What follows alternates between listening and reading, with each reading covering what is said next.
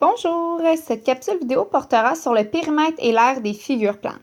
Pour bien suivre la capsule, tu auras besoin de tes notes de cours sur le panorama 10 puisque nous allons compléter les pages 1 à 4.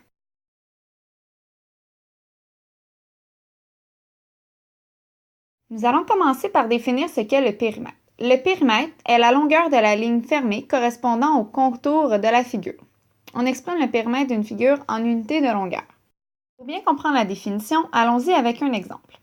Puisque le périmètre correspond à la longueur de la ligne fermée correspondant au contour de la figure, nous pouvons dire que le périmètre correspondra à la longueur du trait que j'illustre en bleu.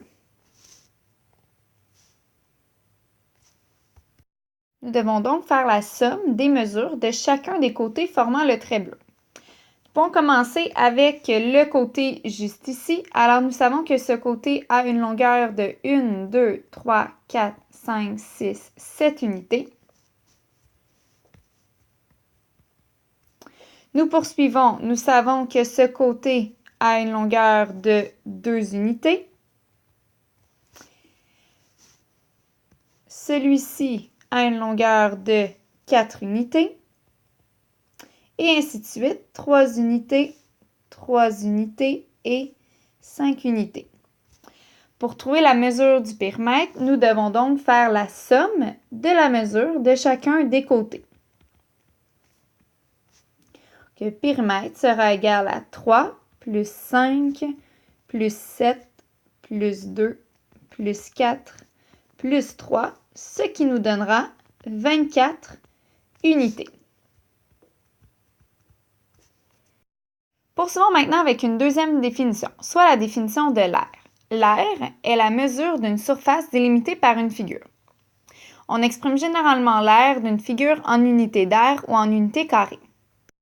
Pour bien comprendre la définition de l'aire, allons-y avec un exemple. Pour commencer, nous savons que l'aire permet de mesurer la surface d'une figure en unité carrée. Dans ce cas-ci, la surface correspond à l'espace délimité par la ligne brisée que nous avons illustrée en bleu tout à l'heure. Nous pouvons illustrer la surface à l'aide de la couleur jaune ici. Alors, nous savons que nous devons mesurer l'espace en jaune mesure combien en unités carrées. Pour ce faire, nous pouvons compter le nombre de carrés formant cette figure. 1, 2, 3, 4, 5, 6, 7, 8, 9, 10, 11, 12, 13, 14, 15, 16, 17, 18, 19, 20, 21, 22, 23. Nous savons donc que l'aire de cette figure est de 23 unités carrées. Évidemment, compter le nombre de carrés formant la surface d'une figure peut s'avérer très long.